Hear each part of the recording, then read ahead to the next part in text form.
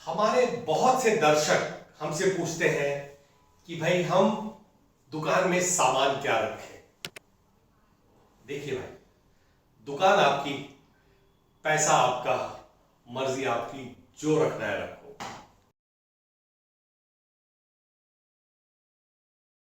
क्योंकि आप अपने लिए खरीदारी नहीं कर रहे हैं, आप जो सामान खरीद कर दुकान में रख रहे हैं वो आपके ग्राहक के लिए है और आप उस दुकान से पैसे कमाना चाहते हैं।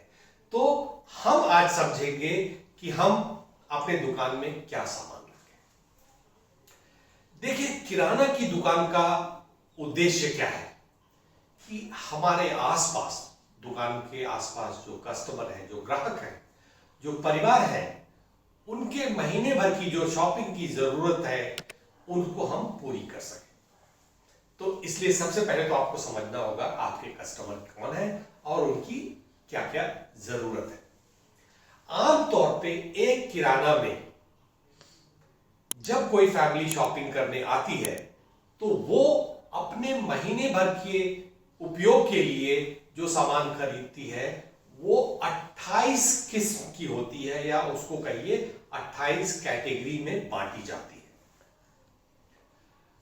अगर आप इकलौते किराना वाले हैं जिनको अपने आसपास के परिवारों की वो सारी 28 किस्म की जरूरतें पूरी करनी है, तब तो आपको सारी 28 कैटेगरी रखनी पड़ेगी। भले ही कोई ऐसी कैटेगरीज हो जिसमें आप सिर्फ एक या दो आइटम ही रखें, आपको 10, 12, 15 आइटम रखने की जरूरत नहीं है। उदाहरण के लिए मॉस्किटो कॉइल या मच्छर भगाने की जो दवा होती है, अगर आप इकलौते हैं, आपको हर कैटेगरी रखनी है, तो आप जरूरी नहीं कि हर ब्रांड का, हर साइज का, हर तरह का मॉस्किटो रेपेलेंट रखें। आप सिर्फ एक प्रोडक्ट रखें और आप इकलौते हैं, कोई कंपटीशन नहीं है, आप जो रखेंगे कस्टमर वही लेकर जाएगा। इस तरह से आप पहले ये फैसला करेंगे कि आप उन कस्टमर्स के लिए कौन कौन सी कैटेगरी रख रहे हैं। जितनी बड़ी दुकान होगी उतना, जाहिर सी बात है, उतना ज्यादा आप मेल या रेंज रख सकते हैं। लेकिन हम कितनी भी बड़ी दुकान हो, हर एक की जगह की कमी तो हमेशा रहती है। इसलिए अपनी जगह के हिसाब से आप फैसला कीजिए, अपने कस्टमर्स के हिसाब से।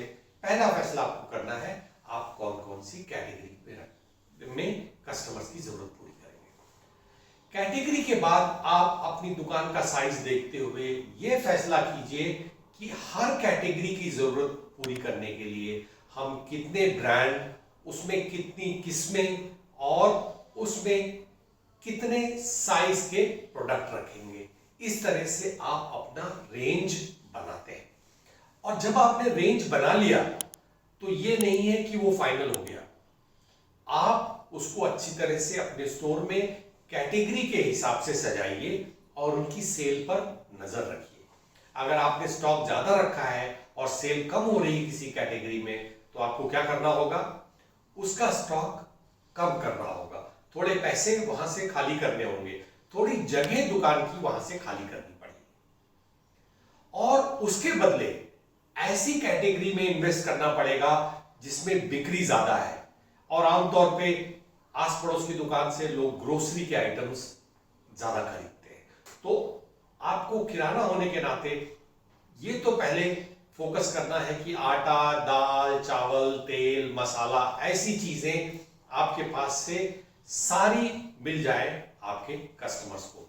तो पहले तो आप ये देखिए कि आपके अड़ोस पड़ोस में रहने वाले जो आपके ग्राहक हैं उनकी आप कौन कौन सी जरूरतें पूरी कर सकते हैं।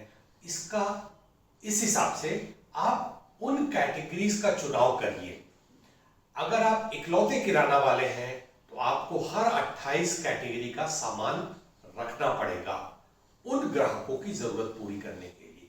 और अगर आपके आसपास कंपटीशन है तो हो सकता है आप कुछ ही कैटेगरीज चुनेंगे, लेकिन उसमें अपने कंपटीशन से ज्यादा अच्छा काम करेंगे, ज्यादा अच्छा रेंज रखेंगे।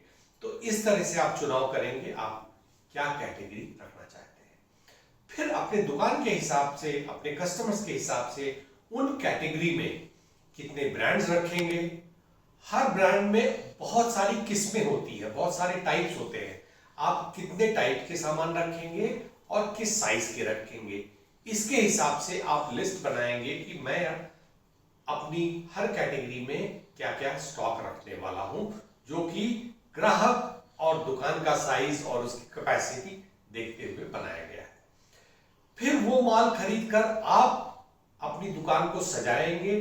खाने पीने की चीजें और बाकी चीजें जैसे साबुन तेल वगैरह है वो अलग होनी चाहिए और कैटेगरी वाइज आपका स्टोर में स्टॉक लगना चाहिए, ताकि आप पहले तो आपकी दुकान अच्छी दिखेगी, दूसरी बात आपको सामान उठाने में और सामान देने में आसानी होगी, और सबसे जरूरी तो यह है कि जब आप अपनी दुकान पे नजर रखेंगे आपको पता चलेगा किस कैटेगरी में आपके पास स्टॉक है या नहीं है और किस कैटेगरी में आपकी सेल ज्यादा हो रही है। क्योंकि एक बार आपने जब रेंज बना लिया वो हमेशा के लिए फाइनल हो गया ऐसा नहीं है। आप अपनी बिक्री के हिसाब से कैटेगरी में स्टॉक या रेंज कम ज्यादा करते रहिए। जिस कैटेगरी में आपकी बिक्री कम है उसमें कम से कम स्टॉक रखिए। जहां से आपको अच्छी बिक्री हो रही है आप वहां रेंज और स्टॉक बढ़ाइए। तो दुकान में माल क्या रखें उसका मंत्रा सिर्फ दो है।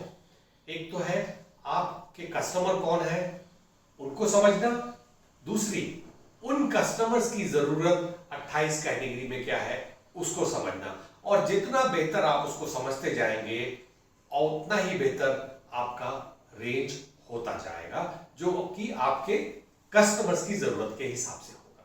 तो मुझे उम्मीद है ये सिद्धांत आप फॉलो करेंगे तो आपका प्रोडक्ट रेंज जो है दिन ब दिन बेहतर होगा। आपका जो स्टॉक फंस जाता है नहीं बिकता वो कम होगा, और स्टॉक टर्न जिसको बोलते हैं, जिससे आपको प्रॉफिट ज्यादा होता है कि जितना माल रखा है वो कितनी जल्दी जल्दी बिक रहा है, वो भी बढ़ेगा जिससे आपका प्रॉफिट बढ़ेगा। तो मुझे उम्मीद है आपको ये जानकारी काम आएगी। बहुत बहुत धन्यवाद।